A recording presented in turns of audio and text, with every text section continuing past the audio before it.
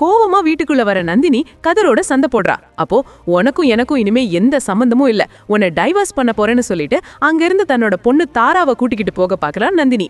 உடனே தாராவோட கைய பிடிச்சு இழுக்கிற கதிர், போகணும்னா நீ மட்டும் போ, என் பொண்ணு வரமாட்டாள்னு சொல்றான். தாரா தன்னோட அம்மா கூட போக ஆசைப்பட அவளை அறிவுக்கரசி பிடிச்சு வச்சுக்கிறா. மகளை விட சொல்லி கதிரோட சண்டை போடுறா நந்தினி. ஆனா அவன் விட மாட்டேங்கிறான். நான் என் புள்ளைய கூட்டிக்கிட்டு கிளம்புறேன்னு நந்தினி சொன்னதும் அதெல்லாம் முடியாது, நீ மட்டும் கிளம்புன்னு கைய பிடிச்சு தள்ளி விட்டுறான் கதிர்.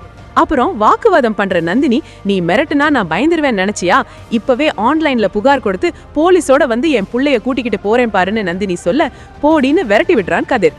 அப்போ அங்க இருந்த நந்தினியோட அம்மா கொஞ்சம் பொறுமையா போடின்னு சொல்ல, இங்க என்ன நடந்துகிட்டு இருக்கு, பொறுமையா போக சொல்லிக்கிட்டு இருக்க பைத்தியக்காரி, வா போலாம்னு வெளியே கூட்டிட்டு போறா. அப்போ தாரா தன்னோட அம்மா கூட போக ட்ரை பண்ண அவளோட கைய பிடிச்சு ரூமுக்குள்ள தரதரன்னு இழுத்துட்டு போற அறிவுக்கரசி உள்ள போட்டு கதவை சாத்துறா. இவ்வளவு பிரச்சனைகளையும் ஹால்ல இருக்கிற டைனிங் டேபிள்ல உட்கார்ந்து குத்துக்கல்லு மாதிரி விஷாலாட்சி பாத்துக்கிட்டு இருக்கா. எதுவும் பேசாம அமைதியா இருக்கா. அப்புறமா ஜனனிக்கு போன் பண்ணி பேசுற நந்தினி, தாராவை அவங்க அடைச்சு வச்சு வெளியே விட மாட்டேங்கிறத சொல்லி அழுவுறா. இங்க நிலைமை ரொம்ப மோசமா இருக்கிறதா சொல்ற நந்தினி, இன்னைக்கு ஒரு முடிவெடுத்துட்டு தான் வருவேன்னு சொல்றா. எதுவும் பிரச்சனை பண்ண வேண்டான்னு சொல்ற ஜனனி, நீங்க எல்லாத்தையும் பேசி முடிச்சிட்டு வாங்கன்னு சொல்றா.